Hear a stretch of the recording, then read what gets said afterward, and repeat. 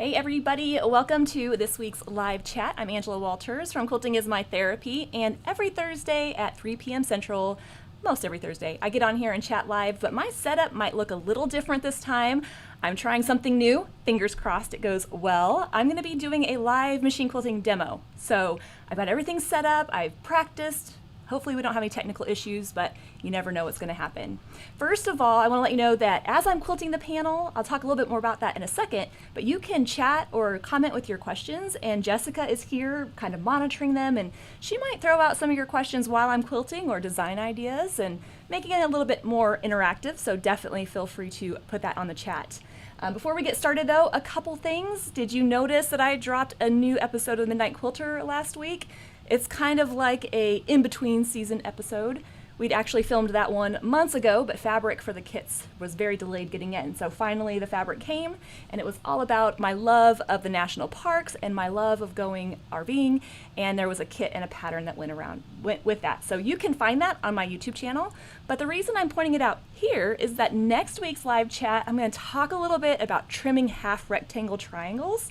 Talked about that in the video and in the pattern, but I want to go into it just a little bit more detail, and I'll give you tips for quilting panels and how to square them up. So it'll be all about kind of embracing the nature side of our quilting selves, but in our quilting room. So that'll be next week. All right, this week though, I'm going to be demonstrating the quilting on the pillow panel, and this is called Bouquet. It's a pattern I designed that features the pillow panels from the Flora and Foliage challenge that we had not too long ago, the video series. So this is the kit I'm working off, and I'm actually just working on a quarter of it because I'm very limited in space. But I did want to point out that if you want to get a kit, you can check that out on the website. You can click the link in the description box and it will have it there.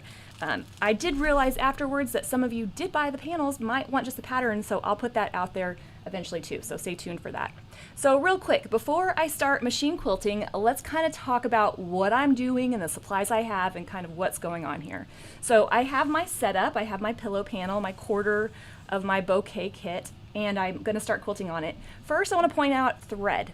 So the challenge or the video series I did on the bigger panel comes with a coordinating thread collection. However, I want to be really sure that you can see what I'm doing, so I have teal, a very dark teal thread in here so you can see it. I would suggest, however, using a thread color that blends in with your pillow panel. Anytime I'm quilting any panels, I don't really want the quilting to overwhelm the beautiful design of the fabric. So matching thread color, unless you're doing a live chat, then if that's the case, then do blending, do a very contrasting color. All right, some other supplies I have here.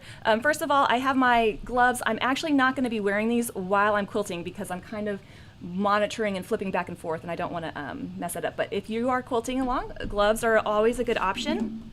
Something you can't see that's under my fabric is my Supreme slider. This is a Teflon sheet, and it just gives me a little bit more slickum, if that's a word, or less friction as I'm moving the quilt. Definitely helpful for larger quilts. I started quilting on a long arm and then learned how to quilt on a sewing machine, so I needed all the help I could get with moving that along. Now for larger quilts, if you were going to work on the bouquet quilt or a bigger quilt, I love these quilt rings. They're real cheap, real easy, and basically you can roll up the bulk of your quilt and put the ring around it to kind of keep it out of the way. I'm not working on anything too large here, so I'm going to just keep the rings off, but just a little things that might help make it a little bit easier. Now what I'm going to do is I'm going to switch the view of what you can see, because you can't really see what I'm doing right here, right? There we go. So now you have a close-up view of what's going on at my needle, and then also just a little bit kind of me backed up so you can see what the posture looks like, just to kind of get both views. I would love to hear your comments or your feedback on what you think, how the setup goes, because I can change it for future things. I also have some questions that I'll address at the end, but for right now, we're going to start quilting. So I have my pillow panel. I've already kind of tied off my thread because I didn't want to deal with any of that while I was quilting.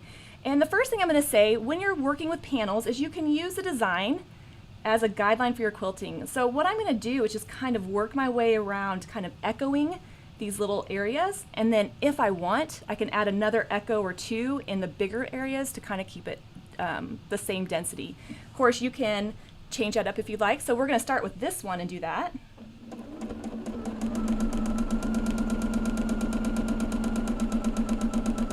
Now I'm trying to keep it as close as I can to the actual line, but I'm not stressing out about it. We're just going for kind of the, I don't know, the overall gist of it. And especially if I'm using blending thread color, it's not going to matter. But I'm going to go right into my next little piece.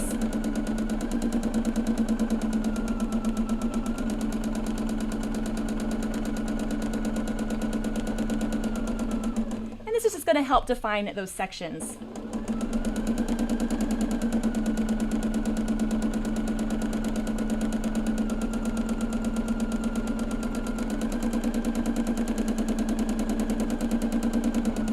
Maybe a few echo lines in there just to, you know, add a little bit more quilting. And I'm just going to keep working my way out until I get to the outside of my flower. Jessica, how's everything going now? Everything's good. Okay.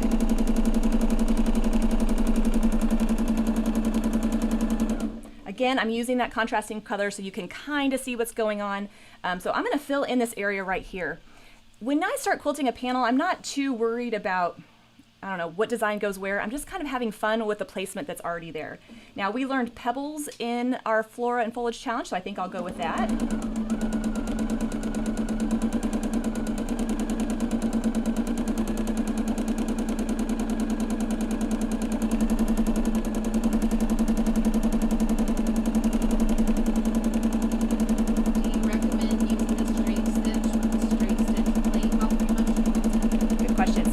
Had a good question. Do I recommend using the straight stitch plate when you're free motion quilting? I do have my straight stitch plate on all the time because I don't do a lot of decorative stitches.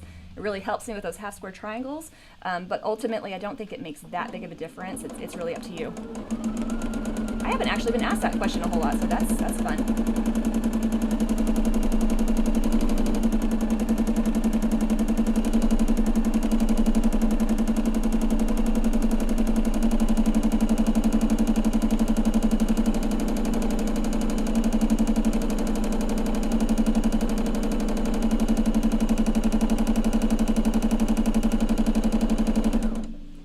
You can see some pebbles right there. Now, one thing that I love to do is one thing I don't love to do is to break thread. So if I need to get to another area, I'm going to use traveling or echoing or the design to do that so I can move on.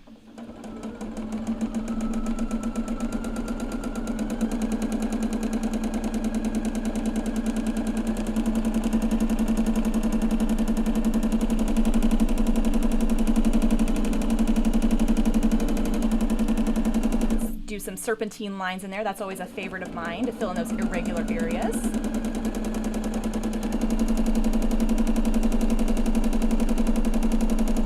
How would you handle a skip stitch if not on camera? Good question. How would I handle a skipped stitch if not on camera? Well, it depends on how big that skip stitch is and where it's at. Sometimes I might just kind of go back and cross over it when I get next to it again, but if it's pretty noticeable and it's a important quilt, I might just rip out the quilting and get back over there. If I don't notice it till it's too late, then I'm just going to go back and stitch right on the top of it. That's a good question too. Let's see, how about some wishbones?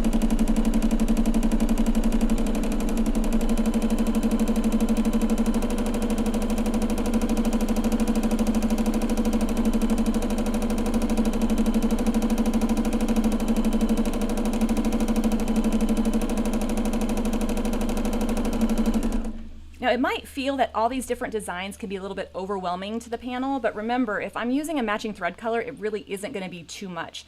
This is a great opportunity to practice some different fillers and have fun within those defined edges. Of course, if you don't want the stress of that, if just like thinking about that freaks you out, just add some more echo lines and fill it in, or pick one or two fillers and switch out between them.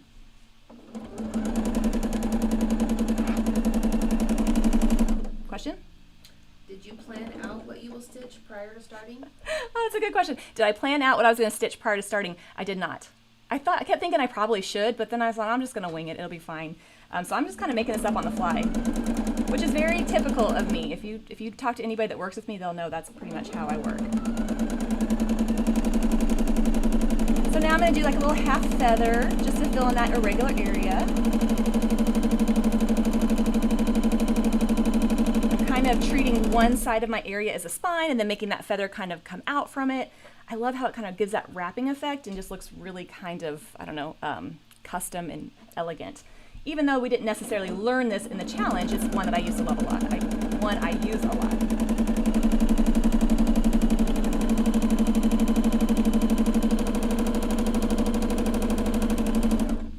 So once I have my flower kind of filled in a little bit, I'm going to stick on over to these leaves. Now, I don't like to do difficult stuff over the whole quilt, so in this area, I'm going to keep it pretty simple with some echo lines, and then we'll kind of transfer into the wood grain that's in the background of the block.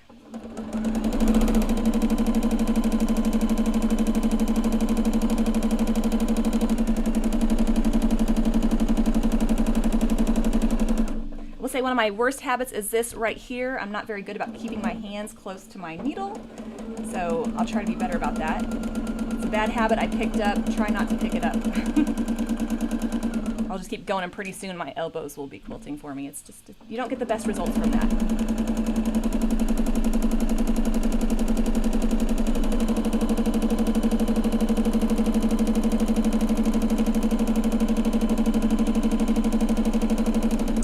After I fill in this and do a little bit of wood grain, you all can make some design requests, and Jessica could shoot them out to me, and I could quilt what you want to see. Or if you request something and I don't know how to do it, I'll just ignore her. So we'll just try that. Now in the pillow panel, I did design the background so that it would be continuous. You could quilt along the lines of the wood grain design. So I'm going to go ahead and do that.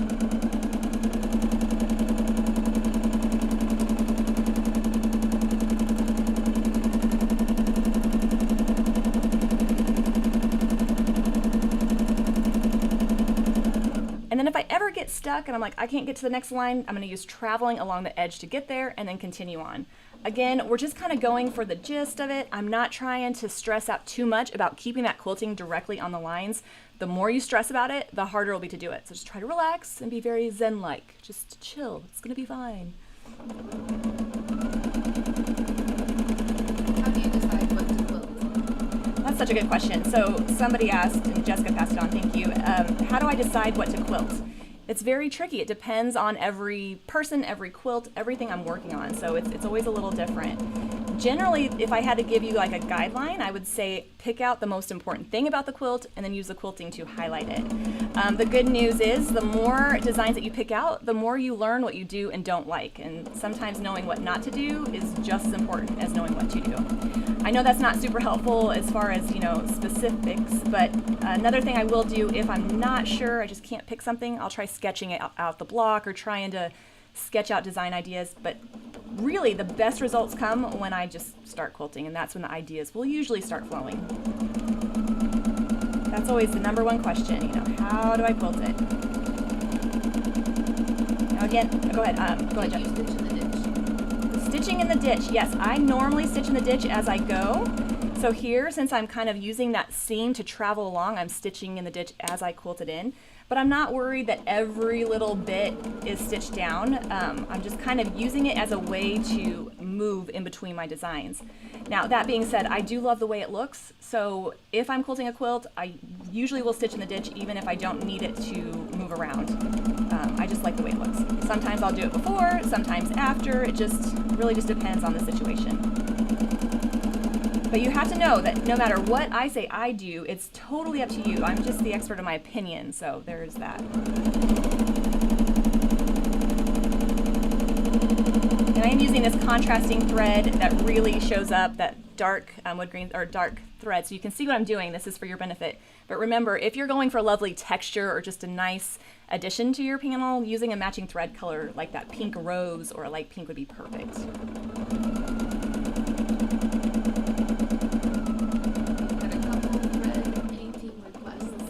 Thread painting, yes, I can do that.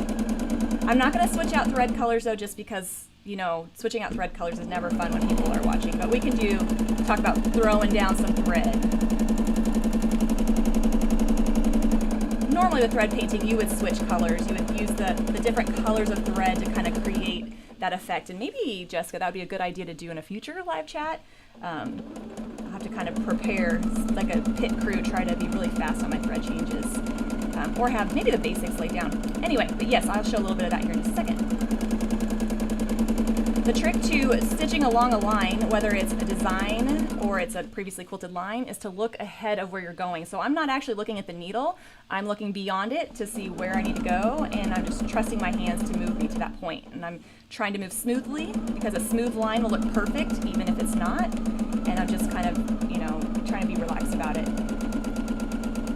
that line comes off a little bit, it's okay. I promise, nobody's gonna notice. And if they notice, just tell them it's supposed to be that way. It's a design choice. Now here, when I'm stitching in the ditch, I'm just kind of freehanding it, but if I was really concerned because I was using contrasting thread, or I really want it to be nice, I could use my ruler to do that. I'm gonna grab my slim ruler real quick. So for those, I might kind of come along here, or anything that's a little bit longer. This is only about 1/2 of an inch, so I can freehand that for the most part, but if it was bigger, I would definitely probably get my ruler out, just to be sure. I'm not a perfectionist in the fact that I need it to be perfect to be done, but I do like it to look nice, so there is that.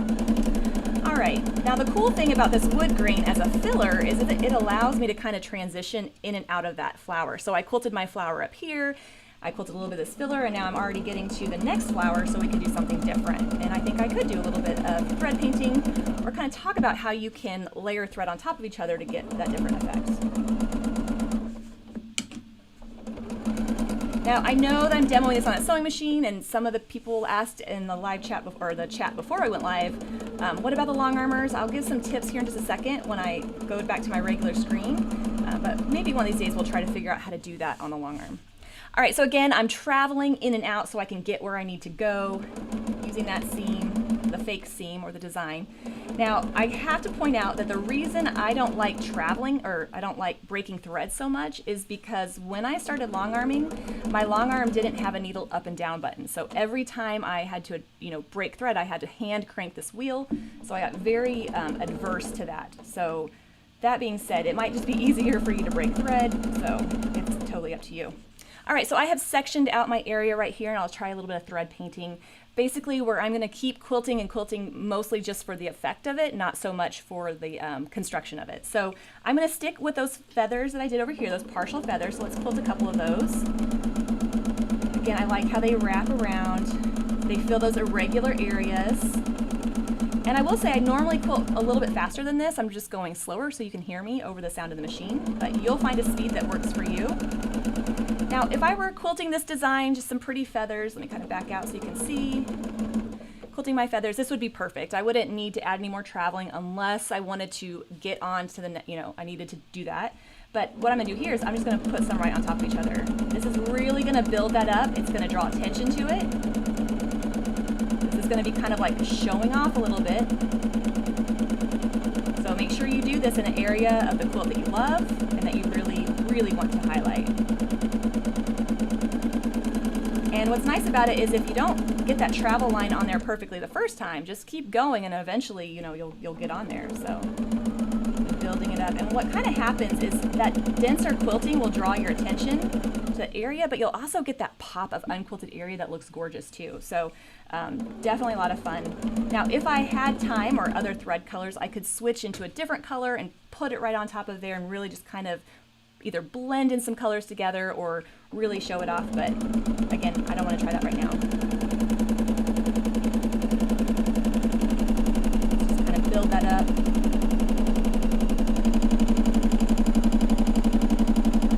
Now I will say I do get bored pretty easily, so switching between designs is a lot of fun. So if I felt the need, I could maybe throw in a leaf.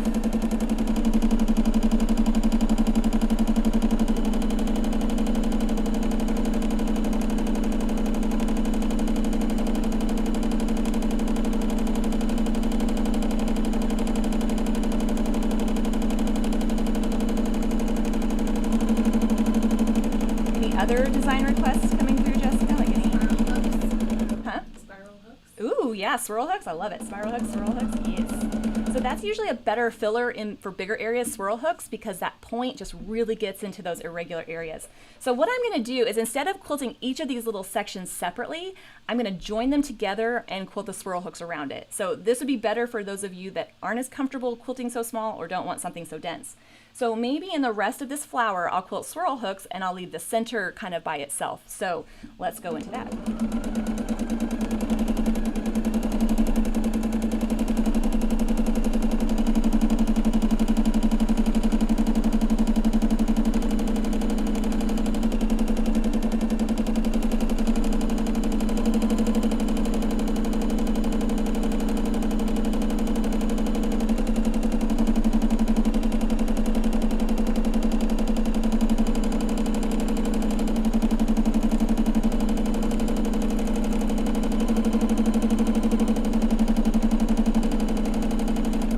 of funny. Sometimes I get to quilting and I get so in the zone that I kind of, you know, forget to talk. But that's what's fun about quilting. Kind of your brain goes somewhere while you do it. But that swirl hook is just kind of keeping close. That hook is keeping close to something else. It's just giving it a little bit more of a pointy look. And it just really kind of fills in those irregular areas. I have tons of tutorials on this, so you can check it out. If you want to see a little bit more about how to do this design. Now, I want to point out, in general, I'm not a big fan of turning the quilt. I like to try to keep the quilt in the same direction as much as possible. Not saying I won't do it, but here I am going to do it because I'm getting ready to run into my computer over here. So a little different reason there, but I don't want to knock that over. So.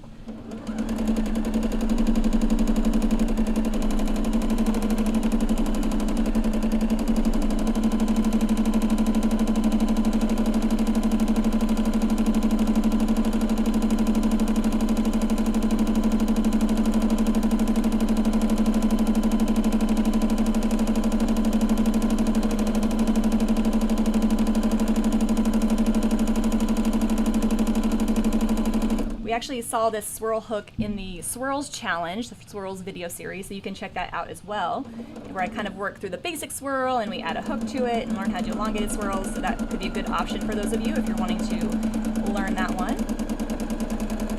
I'll fill that in.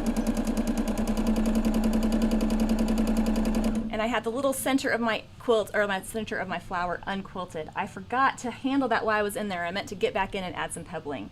So at this point I have an option. I can just travel in and do it, or I could just say, you know what, I love the look of the unquilted area and how it really sets off against the denser quilting. I think I'll go with the second option. So there's a swirl hook. Any other design requests? Do you alternate direction of the swirl? Alternating direction of the swirl is totally up to you. I alternate direction because that's just kind of my habit, although it depends on where I need to go, but for the most part, yes, but you don't have to. How about some ribbon candy? Peacock or paisley feather? Ooh, yes, a paisley feather would be fun. I'll do that in a second. Hopefully. Do you use one color bobbin thread throughout? So what color bobbin thread do you use? Well, if I'm changing thread color, I used to say change your bobbin color to match your top thread, but now I use pre-wounds because I'm hopelessly addicted to them. It's pretty sad / impressive how many pre-wounds I have on stock. But so what I do is I'll pick a neutral color in the value, a neutral in the value of the top thread. So this is a dark green teal color, so I probably would use a like a darker gray or darker tan, depending on that. But if you are changing thread colors, you could just using the same color would be good. It just prevents those pokies from showing up, where that bobbin thread shows up to the top. And that's never any fun when that happens. So okay, plume feather. It was a plume feather, right? Or was it paisley feather? Peacock or paisley? Okay. Quilter's choice. Let's see. Well, I don't have a whole lot of room.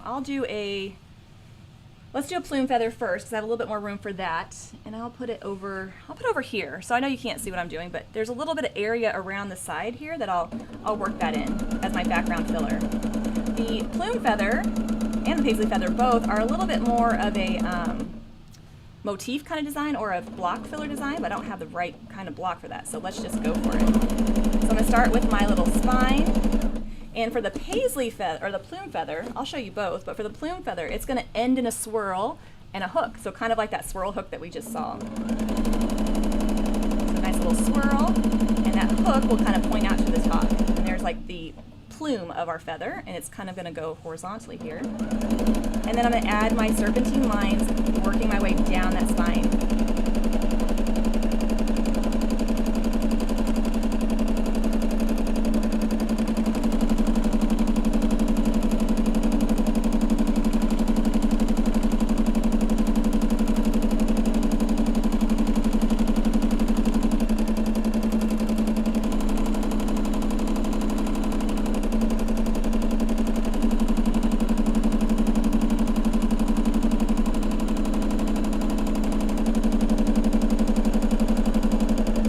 Echo that spine back up and then do it again, and then go all the way back to where I started.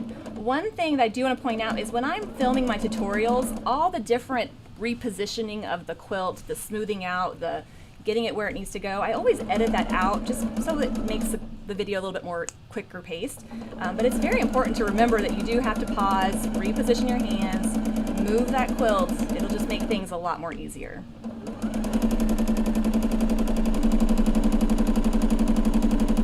So this little plume feather is fitting in an irregular area.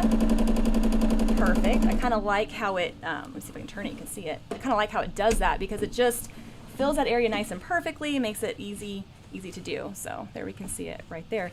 Don't be afraid to use designs in different ways. I think that's when we have a lot of fun with the machine quilting, where I'm like, ooh, I normally put this in a border, but maybe I could put it in this block. So kind of fun. All right, how about a paisley feather? And what I'll do is after I'm done, I'll take some pictures of this sample and I'll put it on the website. So on that, there's a link in the description box that has all the information you see here, but I'll put the pictures there too so you can kind of see the bigger finished result. All right, paisley feather. Let's see. Sometimes it's hard to see where I'm going, so I have to kind of reach around and look back there. And I've got a little bit more area over there, so I'll get to there and that's where I'll put it. Again, I would love everybody's comments. If you leave a comment on the video, let me know what you think about this, if this is something we'd like to do in the future. I'm definitely having fun with it myself. All right, paisley feather kind of starts the same way as that plume feather, that elongated kind of swirl. It ends in that swirl, and then I'm going to just echo it though. So I'm going to echo, echo, echo. Lots of echoing on this design. This is the design that I call like a party trick. If you can do it, people are super impressed, but it's so easy because it's just a lot of echoing. Echo, echo, echo. And after I have my first little spine or my little thing right there, I'm going to start adding paisleys off the back. Now, we did see this in the Flora and Foliage Challenge, so you can definitely check that out if you haven't seen it. But the trick is, you have to remember to keep going. If you're quilting it and it looks weird, that means you're on the right track. You have to keep going. So I'm going to work my way around this swirl and we'll see what it looks like.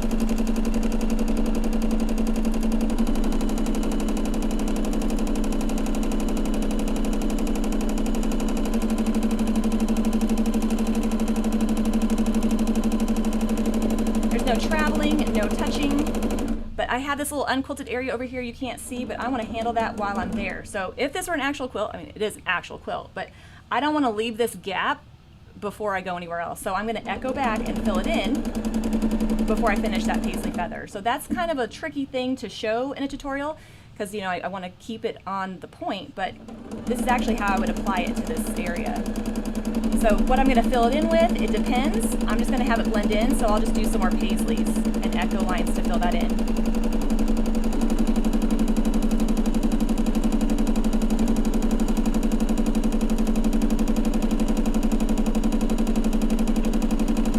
And then I'll travel back on out and then finish my paisley feather. Now, I'm pretty good at leaving projects half finished and then coming back and finishing them, so this is a natural thing for me, but if you don't like that, you could finish your feather and then worry about the area around it later.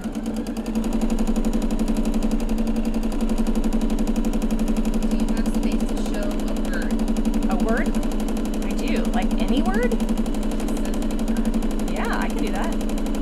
So quilting letters is a lot of fun. In fact, for newer machine quilters, you'll find this really easy because you already know how it goes together.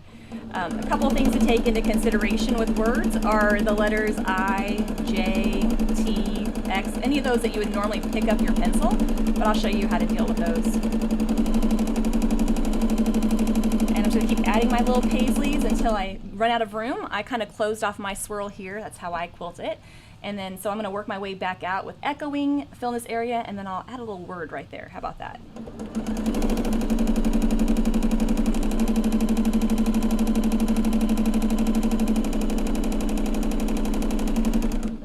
Adding some filler. Again, I want to handle any of those gaps while I'm there, because I know I'll forget about it. So if I wanted to, you know, add another paisley feather hooked onto this one, I would just echo to this side and then just go right into my next one. But I don't, so I won't.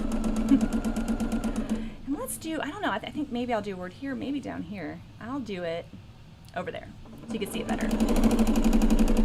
All right, quilting letters. So first of all, I want some kind of guideline. Oh, I thought my thread shredded. So I'm going to echo these little, I did shred. Let's see if it'll stay. Be good. I want some kind of guideline to quilt my letters on. So I just quilted a little wavy line, just kind of echoed that, and I'm going to go right into my letters. So I'm going to quilt Happy Quilting. So I'm just going to go right into my letters, just like you would normally.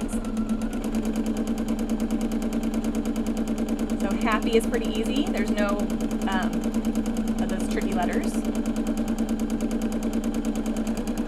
This is such a fun way to add little messages in your quilt, or to have kind of fun time. So Happy. And then I'm going to go into my quilting. So then I'm going to use the traveling along that baseline to get to the next letter. If I add a bunch of quilting in between, that might blend them in. And I'm just going to clip off that thread knot there. Normally I would have taken care of that before I moved on. Okay, so quilting. Let's do a capital Q. I'm going to use traveling to get where I need to go. Q. And then I'm going to go into my U. All right, here's the trick. When I get to those tricky letters like the I, I'm going to handle that dot while I'm there. So I'm going to go to the top, little circle, and back down. L. Same with the T, so I'll just back up, cross, and another I. So a little tricky on that one, but if you get the first couple one to be fine. Quilting, and then my G. Now, if this were an actual quilt that's Happy Quilting, I'm going to fill in that little gap right there, because again, we know I like to fill in those gaps. I realize I'm a little bit anal, I guess, about that. I'll be demoing in a class. Well, it's been a while, but I would demo in a class and then like, hold on, I gotta fill this in before I go anywhere else. So that's a little weird, I guess. All right, so what I would do now is I would make sure I left a little bit of space for those letters. I wouldn't make the quilting go right up in those letters. I would leave a little bit of space so you can see that it's there. If I put it too close, it's gonna blend in a little bit more. Now, if you're writing something that's a little more secretive, well, then you could do that, put the filler really close, but in this instance, I want it to stand out. All right, I happen to be at a triangle right here. Let's do a little dot to dot quilting, unless there's been any other requests. No? More pebbles. More pebbles. Yeah, I could do some pebbles.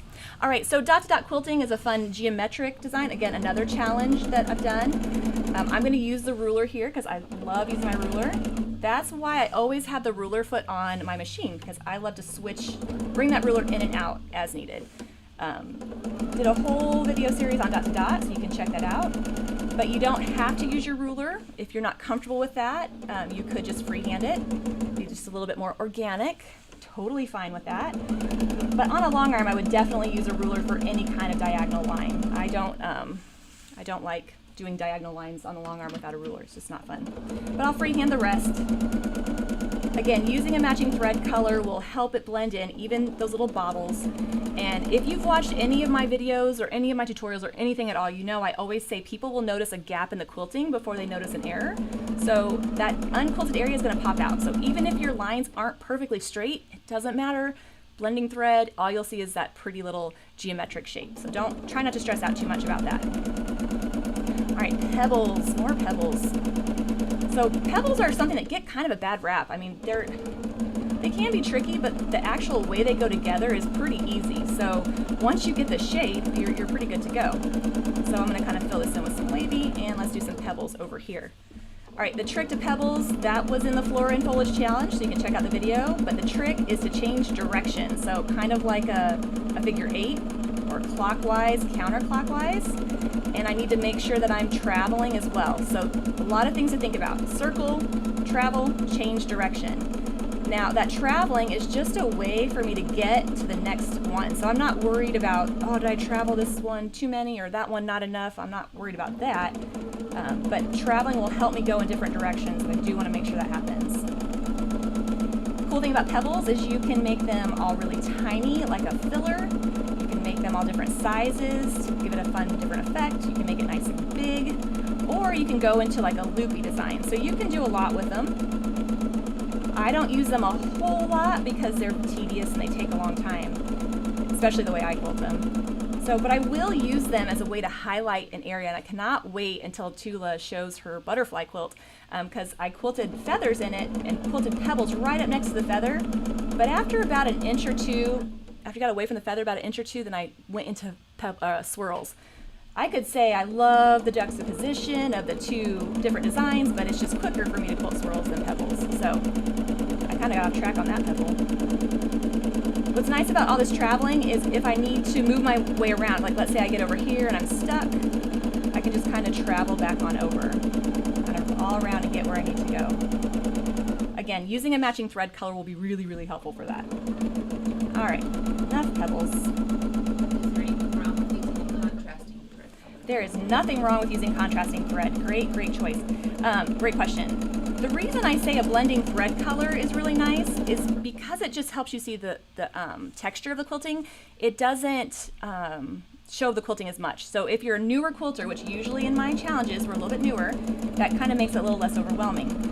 Contrasting thread though looks gorgeous, especially if it's in the same value as the design. So in this dark teal, I could have used that pretty pink color. That looks so nice, that darker pink, because it's the same value. So you get a little pop of that color, but not a whole lot of not the overwhelming contrast, I guess.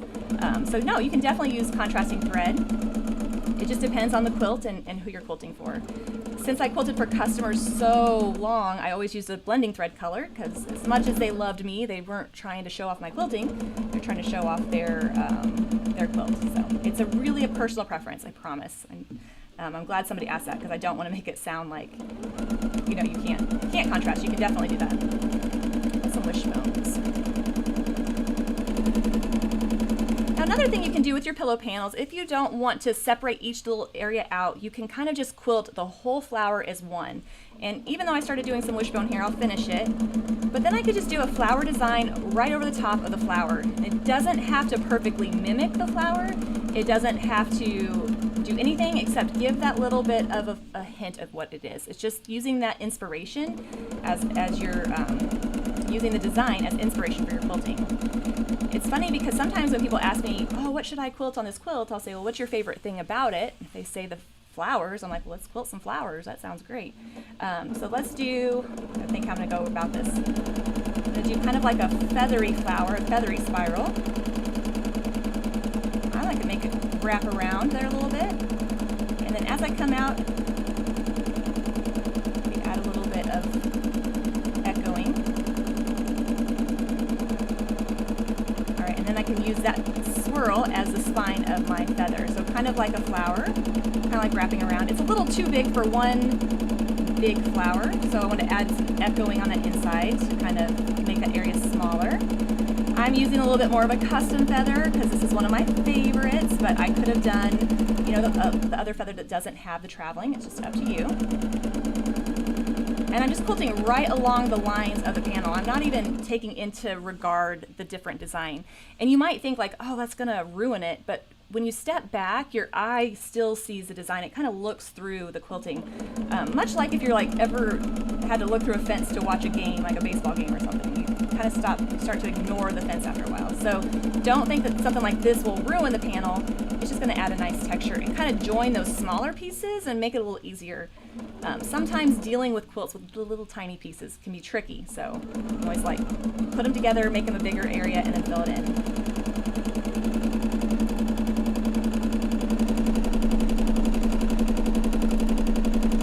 Echoing to fill in any gaps and come back out. Now I'm going to be honest, I was meaning to do a different feather there, or a different flower, but when I got in the center I forgot where to go, and so I just came back out. So that's just an unintended variation of that. So all right, I got one little area left and probably should wrap up because we're going a little bit longer. Any other design requests? No? Okay, so this is my choice. I've done enough feathers, and maybe in here I'll do some more swirl hooks. I'll fill in this little leaf area. And then I have a few questions to answer. I hope everybody can see it. It's matching thread color. That wasn't a great choice. I can still see a little bit. Remember, it's more important that you fill in the whole area than being perfect. As long as everything's filled in, it's going to look good.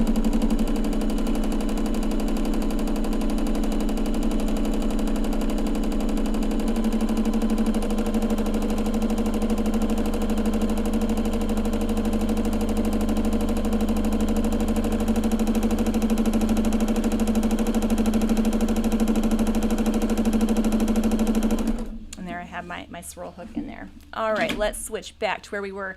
So I hope you've enjoyed watching the demo. I'll post pictures of this on the website. I'll also post the pattern if anybody already has the panels. A couple questions I want to talk about real quick. What about the long armors? Right, I'm demoing on the sewing machine.